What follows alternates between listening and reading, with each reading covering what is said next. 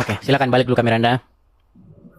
Oke. Oke. Begini. Coba Anda dengarkan saya ya. Biar orang-orang Islam ini cerdas-cerdas ya. Jangan benturin kepala terus ke aspal jadi nggak ngerti apa yang lagi dibahas. Alif Abdurrahman, coba kamu dengarkan saya. Jangan lagi kamu nggak nyambung dengan apa yang sedang dibahas.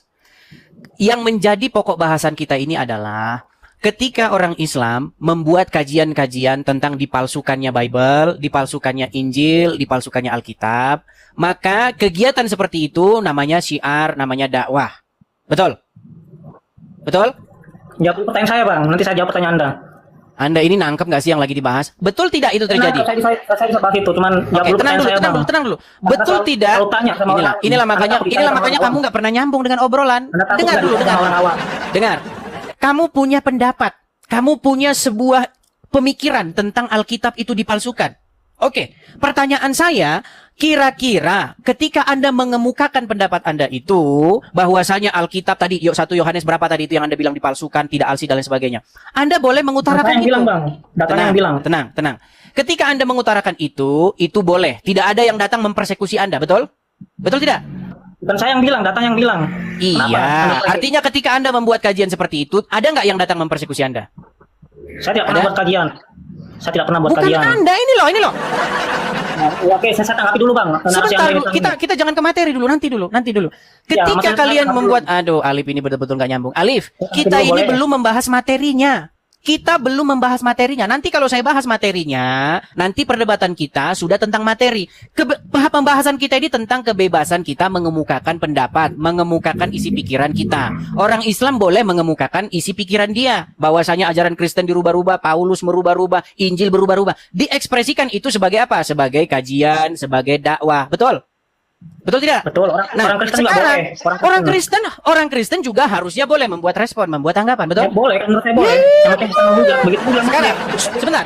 Tetapi kenapa ketika saya juga nggak suka. Sebentar. Tetapi kenapa ketika saya membuat tanggapan, saya membuat respon tentang itu, yang terjadi datangin rumahnya, penjarakan.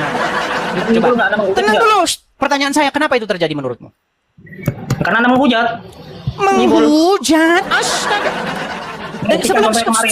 Sebentar, dengar. Berarti menurut Anda, kalau Islam membahas agama Kristen itu dakwah, kalau Kristen membahas agama Islam itu menghujat. Begitu, seperti itu? Tidak seperti itu. Oke, sekarang tunjukkan di mana menghujatnya. Sebentar, tunjukkan satu penghujatan saya terhadap agama Islam. Kalau kamu sanggup membuktikan saya menista, menghujat, memfitnah, saya ngomong demi Tuhan, lompat dari Monas. Silakan, tunjuk satu. Haleluya. Assalamualaikum Hamasyah. Salam Aki. Aku kabarkan Injil keselamatan. Bapak Ibu Nusi Tuhan, ketemu lagi dengan saya Evangelis Avraham Effendi Usman. Bagaimana kabar Bapak Ibu semua? Tentu luar biasa. Yes. Wow, kita itu sangat istimewa.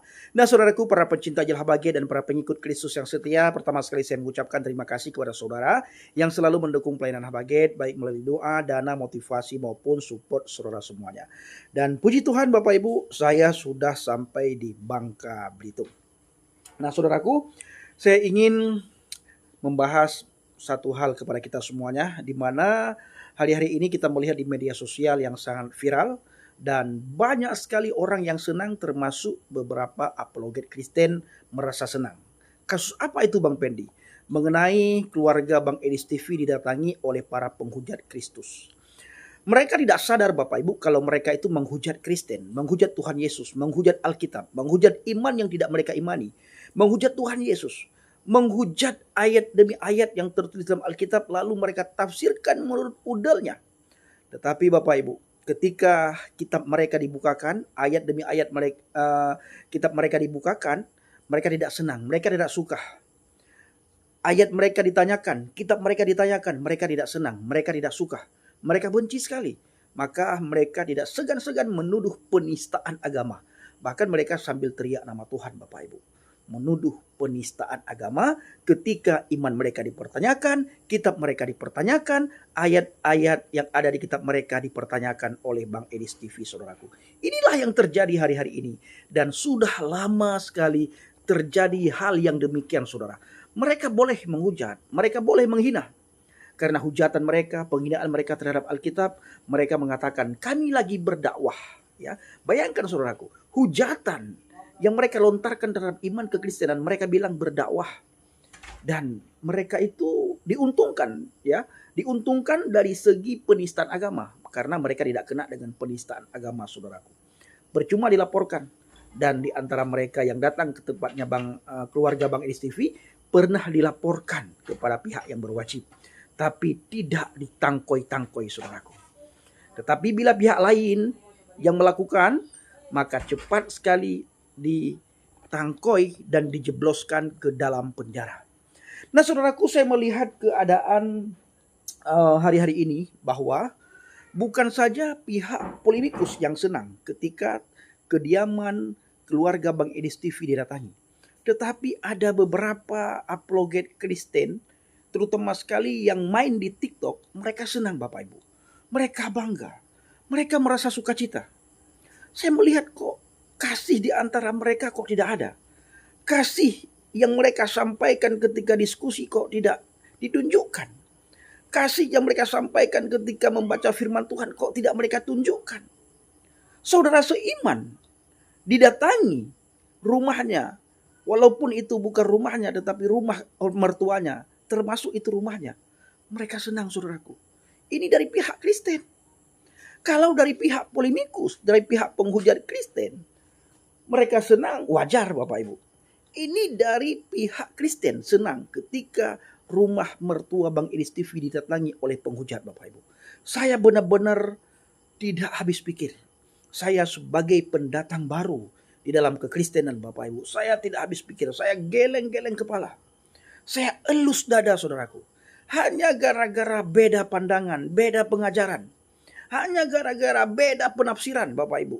Sudah saling bongkar-membongkar, saling ngolok-mengolok, saling hina-menghina, saling caci maki, saling menyerahkan ke tangan iblis, saling membinasakan satu sama yang lain.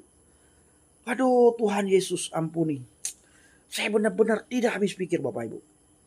Tapi kita semua harus memandang hanya kepada Tuhan Yesus. Jangan pernah kita kecewa dengan Tuhan Yesus. Sekalipun kita melihat hal-hal yang tidak kita inginkan terjadi di dalam kekristenan itu sendiri, kita tetap berpandang kepada Yesus. Maka Yesus mengajarkan kita, mari belajarlah kepadaku, wahai engkau yang letih lesu dan berbeban berat, aku akan memberikan kelegaan kepadamu. Saudaraku, saya ingin membacakan firman Tuhan. Di dalam kitab Amsal 17 ayat yang ke-14, firman Tuhan berkata, memulai pertengkaran adalah seperti membendung air, maka hentikanlah perbantahan sebelum meletup. Di dalam kitab Galatia 5 ayat 15, tetapi jikalau kamu saling menggigit dan saling menelan, awaslah supaya kamu jangan saling membinasakan. Sudah diingatkan, Bapak Ibu, dan banyak sekali ayat Alkitab mengingatkan kita supaya kita jangan bertengkar. Bahkan ayat Alkitab mengingatkan kita, boleh engkau marah asal jangan berbuat dosa. Boleh engkau marah asal jangan berbuat dosa. Ini sudah berhari-hari, sudah berminggu-minggu, sudah berbulan-bulan, sudah ganti tahun, mulai tahun 2025, tahun 2026. Ini mau masuk tahun 2027, masih bertengkar sesama apologet di TikTok, Bapak Ibu. Saya benar-benar sebagai pendatang baru tidak habis pikir, kenapa bisa terjadi seperti ini? Ini Bapak Ibu sering saya sampaikan bahwa kalau kita membaca Alkitab, kita jangan membaca Alkitab hanya untuk berdebat saja, untuk diskusi. Bahan untuk diskusi, bahan untuk berdebat. Tetapi ketika kita baca Alkitab benar-benar, ayat yang kita bacakan itu masuk ke dalam sanubari kita, masuk ke dalam hati kita, masuk dalam pikiran kita. Akhirnya hidup firman Tuhan itu. Dan bisa kita hidupkan firman Tuhan yang kita baca, saudaraku. Sehingga kita tidak mudah marah, tidak mudah iri hati, tidak mudah dengki. Kita tidak saling menggigit, kita tidak saling bongkar-membongkar. Kita tidak iri hati satu sama yang lain. Kalau kita benar-benar tinggal di dalam firman Tuhan, saudaraku. Nah, Bapak Ibu, di dalam kitab Galatia 5 ayat 15, sekali lagi saya ingin bacakan.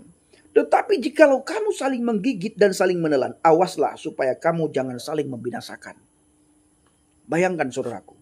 Tetapi jikalau kamu saling menggigit dan saling menelan, awaslah supaya kamu jangan saling supaya kamu jangan saling membinasakan.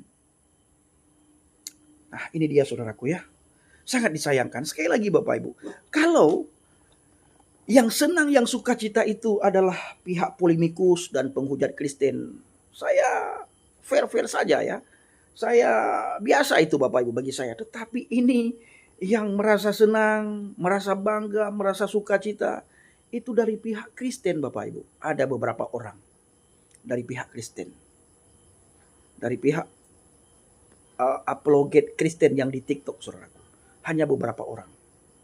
Sangat kita sayangkan. Ya, sangat kita sayangkan. Hanya gara-gara beda pandangan, beda penafsiran. Kenapa saya katakan beda penafsiran? Karena tidak sama dengan penafsirannya. Kalau Bapak Ibu melihat, memperhatikan, semua penafsiran apologet itu beda-beda saudaraku.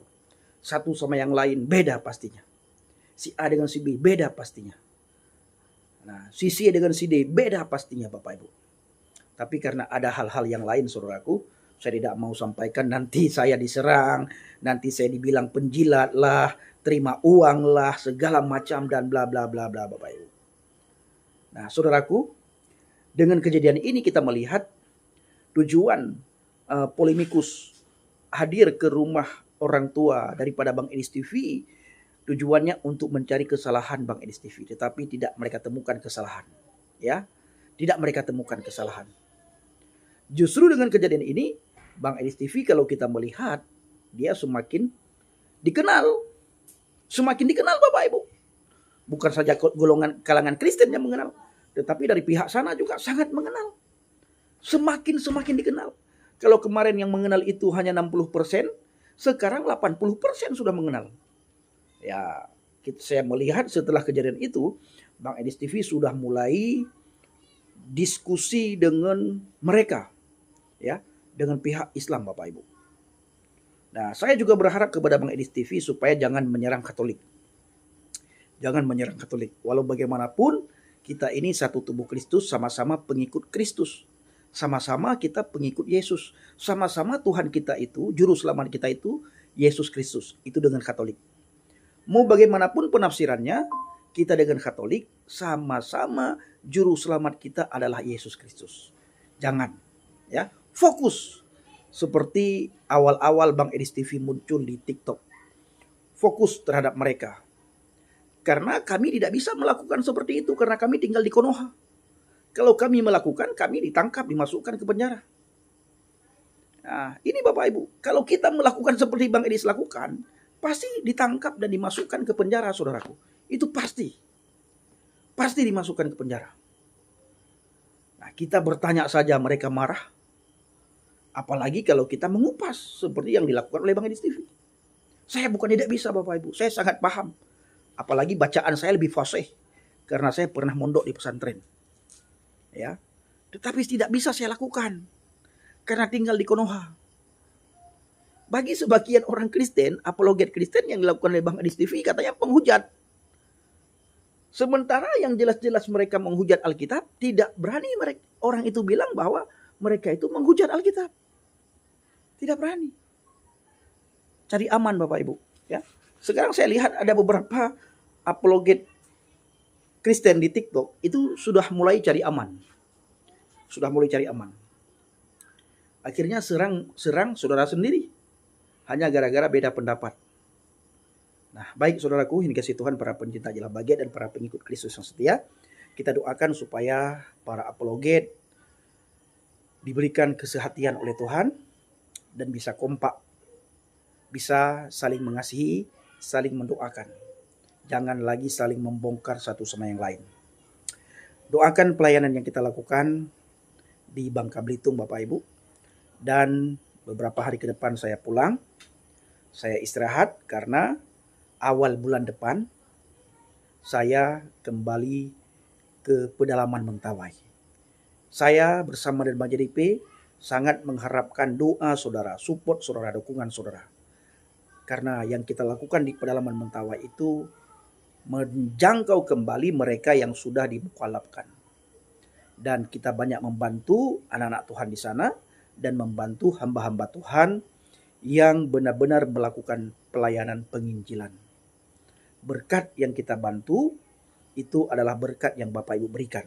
Karena saya dengan Bang JDP pergi ke pedalaman Mentawai, itu bukan utusan daripada gereja, bukan utusan daripada sinode, bukan utusan daripada organisasi maupun yayasan.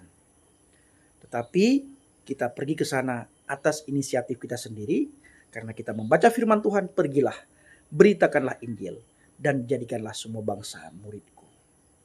Dan saya bersyukur saudara pendukung Injil, subscriber channel Injil Habaget dan subscriber channel JDP selalu membantu pelayanan yang kami lakukan di pedalaman Mentawai. Terima kasih. Shalom alaikum Bishim Hamasiah. Salam Aki. Aku kabarkan Injil keselamatan. Bapak Yahweh Bishim Adonai Yesus Hamasiah Urwah Kudus memberkati kita semua. Haleluya. Amin. Salam murtadin. Terima kasih. Ngeledekin agama Kristen sama si Calvin, mereka berdua datang. Apakah tahu itu orang-orang kelurahan kalau kerjaan mereka itu bahas agama Kristen? Nggak tahu. Jadi mereka sengaja datang untuk mewawancarai orang-orang yang lugu, yang nggak tahu duduk permasalahannya. Mana tahu dia debat-debat agama, nggak tahu. Datanglah di kantor kelurahan, Pak Lurah ya, dengan perangkat desa itu, bahwasanya warga Anda bernama Edi Sidabutar, kerjanya itu menista agama Islam. Nggak tahu dia bahwa yang datang itu si Juma, kerjanya live terus bahas agama Kristen terus. Ya, jadi inilah teman-teman yang begitu miris begitu ya. Coba, apakah orang-orang perangkat desa itu tahu tentang tulisan yang ada di belakang kita ini? Tahu? Mana tahu, mereka tidak tahu. Ini banner ini teman-teman, ini sebelum saya membahas agama Islam. Ini sudah seperti ini mereka. Ya. Coba Anda sekarang kalau tidak percaya, buat cetak ke sablon, ya, bikin di percetakan, tulisannya begini. Pengkajian agama Kristen, judulnya benarkah Al-Quran dipalsukan? Pajang. Dijemput polisian. Iya. Inilah yang terjadi, inilah yang saya suarakan. Kenapa orang Islam membahas agama orang nomor satu? Giliran agamanya dibahas langsung mewek, nangis, ngadu, ngambek. Coba silakan bantah. Makasih Bang Pegi. Coba bantah ini. Apakah yang saya katakan ini adalah kedustaan, bohong? Apakah banner ini karang-karangan saya? Apakah Zakir Naik datang ke Indonesia membahas agama Kristen itu karang-karangan saya? Apakah Donditan itu karang-karangan saya? Anda bisa cek semua.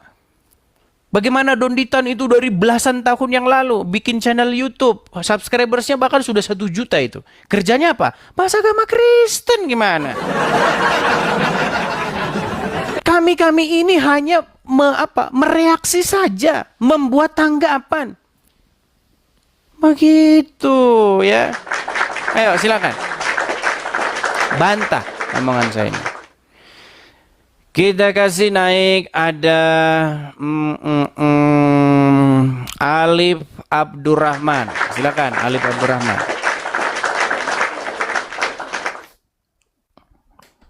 Silakan Alif. Nyalakan kamera Anda. Selamat malam Bang. Selamat malam. Silakan nyalakan kamera Anda dulu. Oke, Ya, Alif. boleh saya bertanya Bang? Sebentar, ini kamu Saya bertanya. nyambung atau enggak ini? Silakan boleh bertanya. Oke. Saya tunjukkan dulu ini datanya dulu ya Bang. Silakan. Saya nanti sambung ke pertanyaan. Sebentar. Saya mau tanya dulu. Anda ini ngerti nggak isu yang lagi dibahas? Ngerti, nanti saya tanggapi itu Bang. Oke, silakan. Nah, saya mau tanya ini Bang. Ini kan Alkitab Sabda ya Bang. 1 Ya, Yohanes 5 silakan. ke 7. Terus kalau kita buka tafsirnya, nah, si tafsir Yerusalem ini ada tulisan bagian ayat ini tidak terdapat dalam naskah-naskah Yunani. Langsung ke intinya ya Bang. Karena bagian ini pasti tidak asli. Nah, pertanyaannya Bang, menurut Bang Edis nih, kalau ada sebuah kitab, kalau ada ayat tidak asli alias palsu, menurut Bang Edis, itu masuk kitab suci nggak, Bang? Oke, balik dulu kamera Anda, silakan. Baik. Oke, silakan balik dulu kamera Anda. Oke. Begini. Coba Anda dengarkan saya ya. Biar orang-orang Islam ini cerdas-cerdas ya. Jangan benturin kepala terus ke aspal, jadi nggak ngerti apa yang lagi dibahas. Alif Abdurrahman, coba kamu dengarkan saya. Jangan lagi kamu nggak nyambung dengan apa yang sedang dibahas. Yang menjadi pokok bahasan kita ini adalah ketika orang Islam membuat kajian-kajian tentang dipalsukannya Bible, dipalsukannya Injil, dipalsukannya Alkitab, maka kegiatan seperti itu namanya syiar, namanya dakwah. Betul? Betul? Jawab dulu pertanyaan saya, Bang. Nanti saya jawab pertanyaan Anda. Anda ini nangkep nggak sih yang lagi dibahas? Betul tidak itu terjadi? Saya bisa bahas itu, cuman jawab dulu pertanyaan saya, Bang. Tenang dulu. Betul tidak? Kalau tanya sama inilah makanya kamu nggak pernah nyambung dengan obrolan. Dengar dulu, orang awam. Dengar. Kamu punya pendapat, kamu punya sebuah pemikiran tentang Alkitab itu dipalsukan. Oke, pertanyaan saya, kira-kira ketika Anda mengemukakan pendapat Anda itu bahwasanya Alkitab tadi 1 Yohanes berapa tadi itu yang Anda bilang dipalsukan, tidak alsi dan lain sebagainya. Anda boleh mengutarakan itu. Bilang, Bang. Datanya yang bilang. Tenang. Ketika Anda mengutarakan itu boleh. Tidak ada yang datang mempersekusi Anda, betul? Betul tidak? Bukan saya yang bilang, datanya yang bilang. Iya, artinya ketika Anda membuat kajian seperti itu, ada nggak yang datang mempersekusi Anda? Saya tidak pernah buat kajian. Saya tidak pernah buat kajian. Bukan Anda, ini loh. Nah, oke, saya tanggapi dulu, Bang. Sebentar dulu, kita jangan ke materi dulu, nanti dulu. Ketika kalian membuat, Alif ini betul-betul nggak nyambung. Alif, kita ini belum membahas materinya. Nanti kalau saya bahas materinya, nanti perdebatan kita sudah tentang materi. Pembahasan kita ini tentang kebebasan kita mengemukakan pendapat, mengemukakan isi pikiran kita. Orang Islam boleh mengemukakan isi pikiran dia. Bahwasanya ajaran Kristen dirubah-rubah, Paulus merubah-rubah, Injil berubah-rubah. Diekspresikan itu sebagai apa? Sebagai kajian, sebagai dakwah. Betul? Betul tidak? Betul. Orang Kristen juga boleh. Orang Kristen juga harusnya boleh membuat respon, membuat tanggapan, betul? Ya, boleh, menurut saya boleh. Yang penting bukan menghujat. Begitu pun dia sekarang, sebentar. Tetapi kenapa ketika ada menghujat, saya juga nggak suka. Sebentar.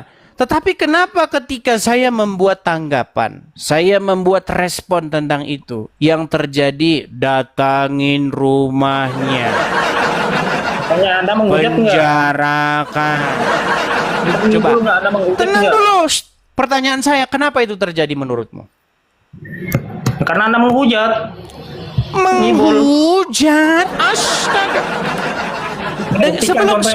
Sebentar. Dengar. Berarti menurut Anda, kalau Islam membahas agama Kristen itu dakwah, kalau Kristen membahas agama Islam itu menghujat. Begitu, seperti itu. Tidak seperti itu. Oke, sekarang tunjukkan di mana menghujatnya. Sebentar.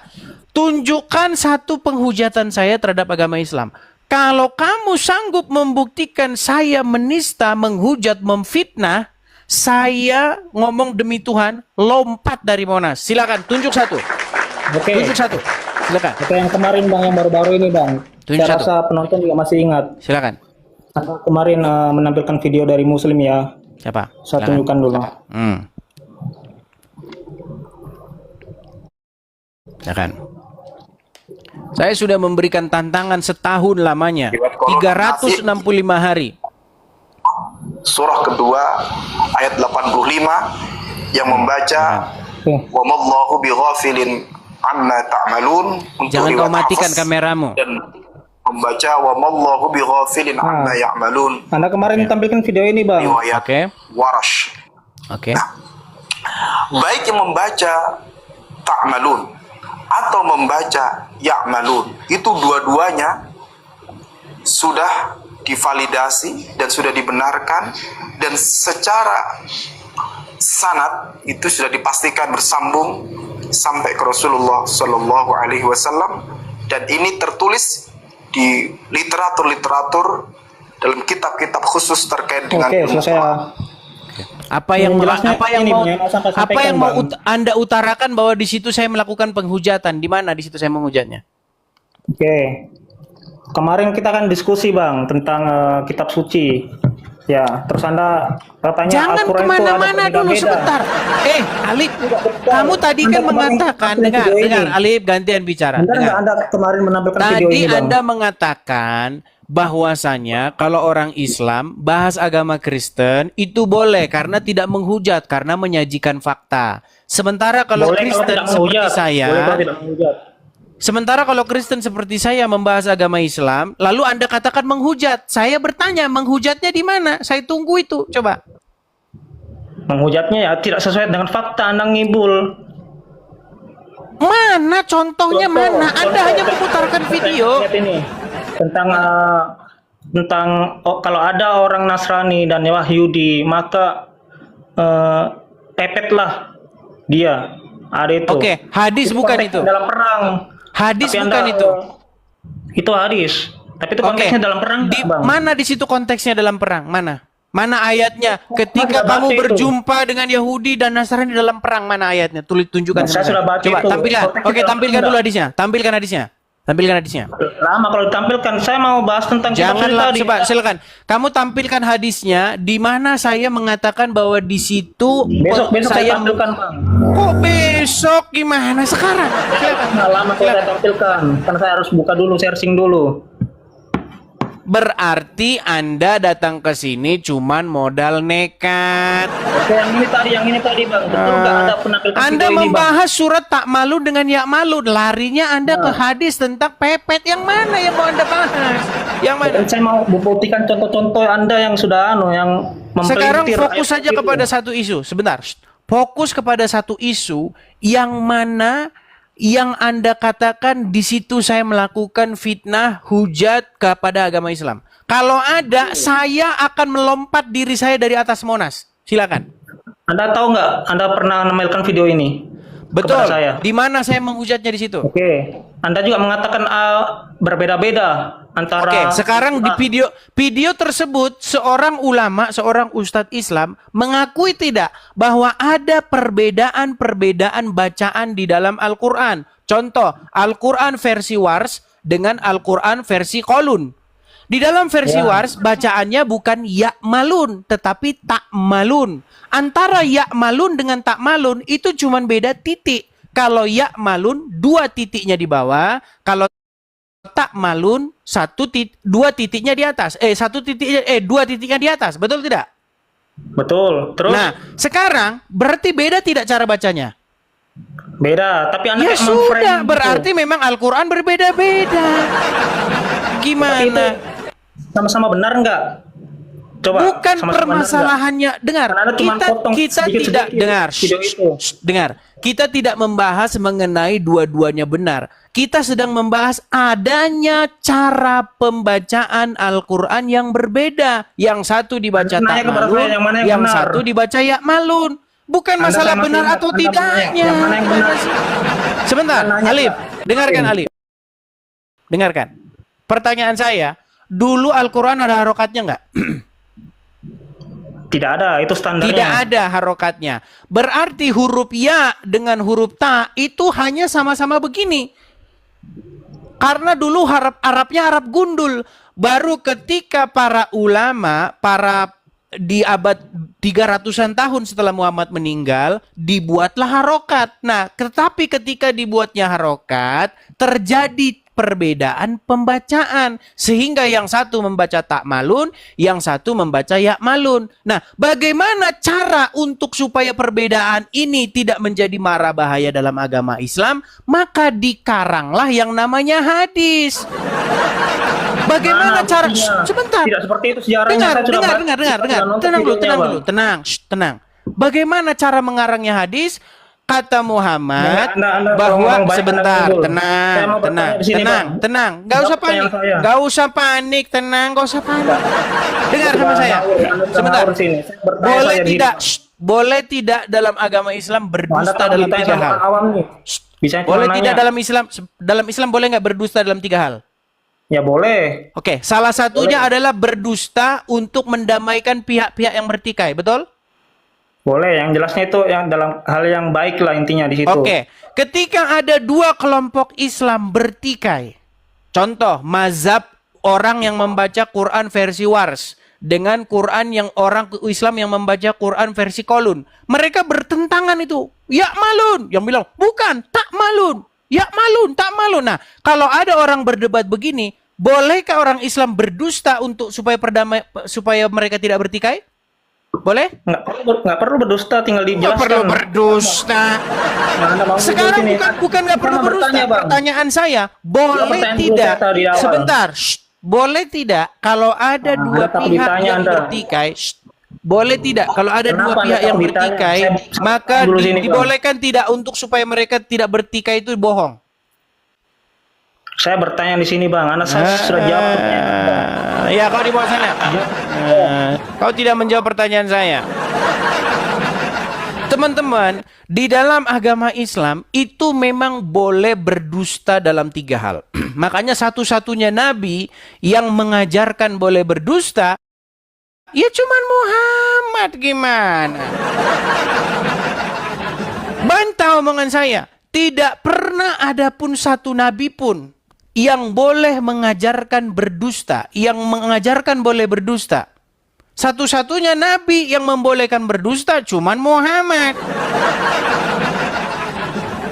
Di dalam sebuah hadis dikatakan, tidaklah berdusta kecuali dalam 3 perkara. 1, seorang suami atau seorang istri yang mengatakan, suami mengatakan kepada istrinya dan istri mengatakan kepada suaminya dalam hal untuk membuat suami atau istri ridho. Saya putarkan. Saya kalau ngomong nggak bohong teman-teman ya. Biar teman-teman tak paham nih. Apakah saya itu berdusta atau tidak? Nih. Apakah boleh berdusta suami terhadap istri, istri terhadap suami? Contoh, suami kawin lagi seperti RK, ya kan? Loh, RK itu tadinya muslim, jangan salah ya. Dia minum sambil bismillah, bismillah itu ada videonya. Nih ya, saya tunjukkan kepada kalian nih. Bentar. Makasih. Supaya dengarkan saya. Boleh berdusta dalam 3 hal. Udah bilang apa? Dengarkan saya, dengarkan. Perhatikan. Bohong itu hanya boleh dalam 3 hal. 1, ketika perang. 2, kita mengancam jiwanya orang. Dan yang ketiga, berbohong sama istri kalau kawin lagi. Loh iya, gak susah itu. Kau kawin mana mas? Enggak, padahal loro bojone ya. Probolinggo siji, Maringono, di Bulusan siji, di siji punya simpenan. Istrinya dibohongi, Beb, enggak apa-apa. Karena kalau jujur nanti pertumpahan darah ya. Boleh berdusta dalam agama Islam itu dalam 3 perkara. Nah, salah satunya adalah bolehnya berdusta untuk mendamaikan 2 pihak yang bertikai. Ketika ada mazhab yang bersikukuh, tidak, pokoknya bacaannya tak malun. Ada mazhab yang mengatakan, tidak, bacaannya ya malun, bukan tak malun. Nah, menurut Muhammad, boleh. Maka dikaranglah hadis, sesungguhnya Quran itu diturunkan dalam berbagai macam bacaan. Namanya sudah didirikan di atas kebohongan, ya pasti akan bohong terus. Ingat, sekali Anda bohong dalam hal kecil, maka Anda akan menutupinya itu dengan kebohongan berikutnya. Gimana? No. Naik ke sini, bantah omongan saya. Apakah benar? Nih, kita tunjuk yang lain lagi nih. Lihat ya. Nih, silakan. Dalam 3 hal. Orang tua Nabi letaknya di mana? Oh, sebentar nih. Masalah bohong-bohong itu ya nih ya.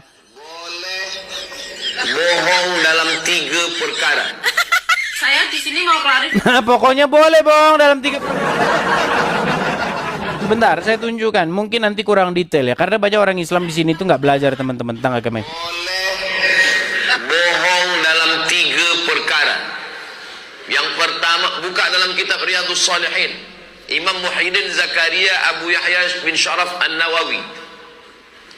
Yang pertama, mendamaikan orang yang sedang bertikai. Nah loh.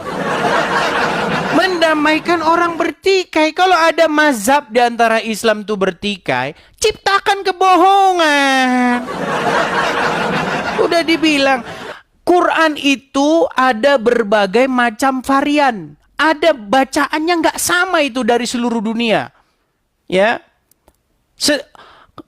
Seorang apologet Kristen, namanya itu Hatun Tash, ya, asal Turki. Dia pernah mengumpulkan dari berbagai macam belahan dunia, setidak-tidaknya ada 34 Al-Quran di seluruh dunia yang bacaannya berbeda-beda. Padahal kalau kita baca hadis, ya, ketika ada perbedaan bacaan di antara para sahabat, hanya diturunkan dalam 7. Makanya ada qiraatul sab'ah, 7 macam qiraat. Tetapi faktanya ada 34 lebih. Ini sudah menjadi satu indikasi bahwa memang bacaan Quran itu sampai detik ini belum seragam. Beda-beda bacaannya. Begitu loh. Dan ketika terjadi perbedaan, menurut hadis tadi, boleh berdusta supaya tidak saling mengkafir-kafirkan, membunuh-bunuhan. Boleh. Bilang saja, oh itu bacaannya dibenarkan oleh Nabi. Nabi juga pernah membaca seperti itu. Gimana? Kalau memang bacaan Quran itu sedari awal ada 7, harusnya ada 7 macam Al-Quran. Gimana ya? Pokoknya kalau Anda merekonstruksi sejarah berdirinya agama Islam, ya, saya bisa pastikan Anda tidak mungkin beragama Islam. Saya pastikan itu. Ya, ayo silakan. Kita kasih naik yang berikutnya, ada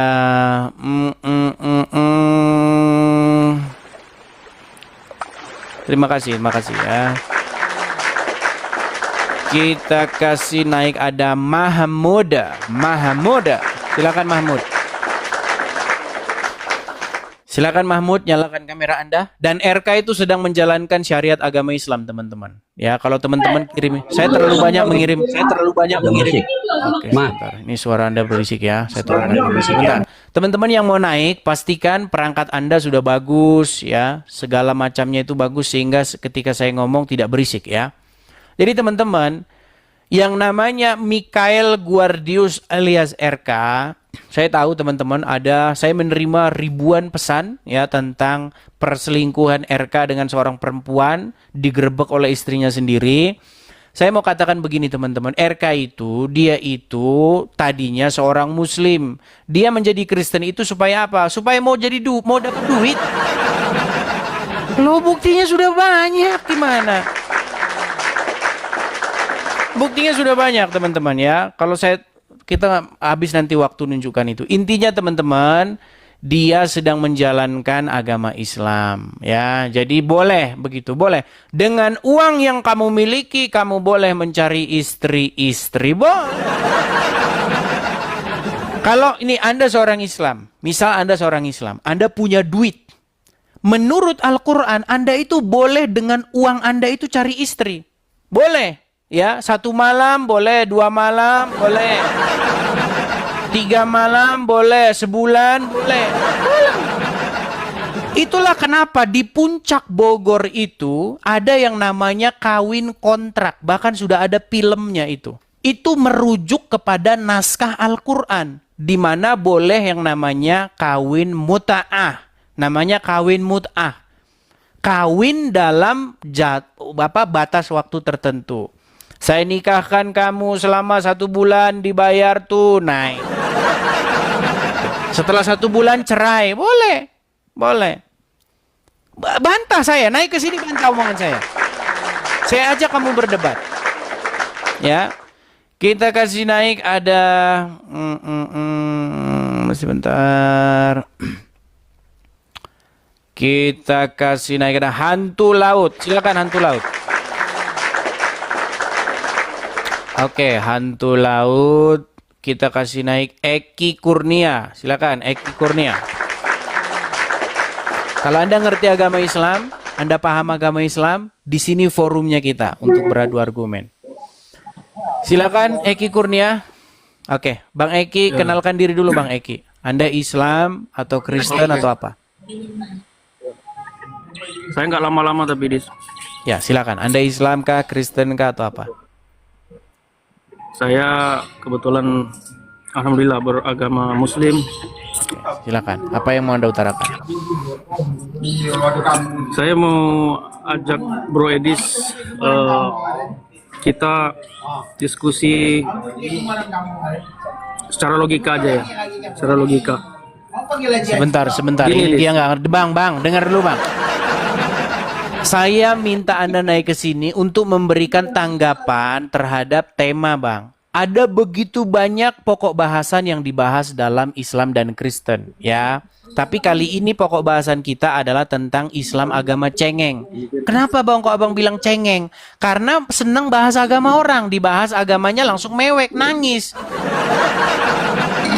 Jadi nggak boleh bahas yang lain nih. Harus tema itu. Iya Harus tema itu. Bang, makanya ada tema ini loh Bang, Islam agama cengeng. Sekarang saya tanya dulu sama Anda. Bang, betul atau salah agama Islam sering bahas agama orang?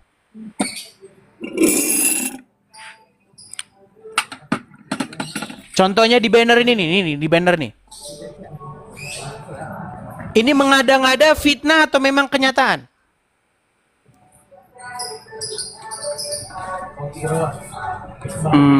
Jangan meninggal dulu, Bang. Tenang, tarik napas, hembuskan. Itu kalau soal itu saya mungkin kurang berkompeten, jadi saya izin turun dulu. Kalau Mungkin Anda tidak berkompeten, ada yang lebih berkompeten yang nanti bisa naik. Oke, kalau seperti itu lebih enak, saya lebih menghargai. Oke, terima kasih, Pak. Terima kasih. Jadi begini, naiklah Anda pada suatu forum di mana Anda punya pengetahuan tentang itu. Saya kasih contoh. Ya. Ada acara ILC, Indonesian Lawyers Club, yang dibahas tentang satu isu, misalnya isu apa? Contoh Permadi Arya, yang berkata tentang kebenaran-kebenaran. Terus Anda bisanya ilmu tambal ban, ya nggak mungkin nyambung. Jadi seperti saya membuat kajian tentang cengengnya agama Islam ini, yang suka membahas agama orang, tapi giliran dibahas agamanya langsung mewek, nangis, ya, lapor polisi, datangi rumahnya. Ketika saya buat kajian begini, kalau kalian tidak punya pengetahuan, jangan naik. Nanti Anda semakin membuat agama Islam itu malu. Begitu.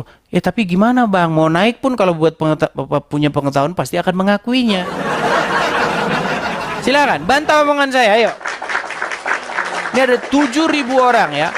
7.000 orang menjadi saksi di sini. Kalian semua ini menjadi saksi. Belum yang di YouTube. Ya. Coba datang, naik, patahkan argumen saya. Silakan.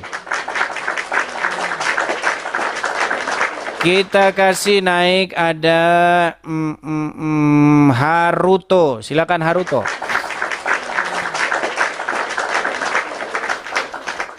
Silakan Haruto. Sabar bang. Silakan Bang. Makasih Bang Dada, makasih Bang. Silakan Haruto. Silakan Haruto, nyalakan kamera Anda. Coba Haruto, nyalakan kameramu coba. Kameramu.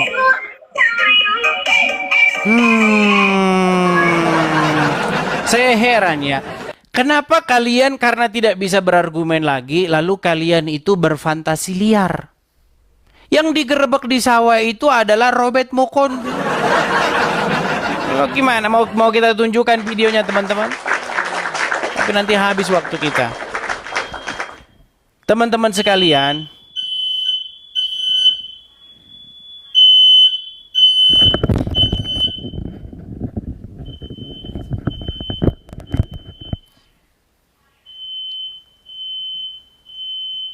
sebentar, kok ada fire?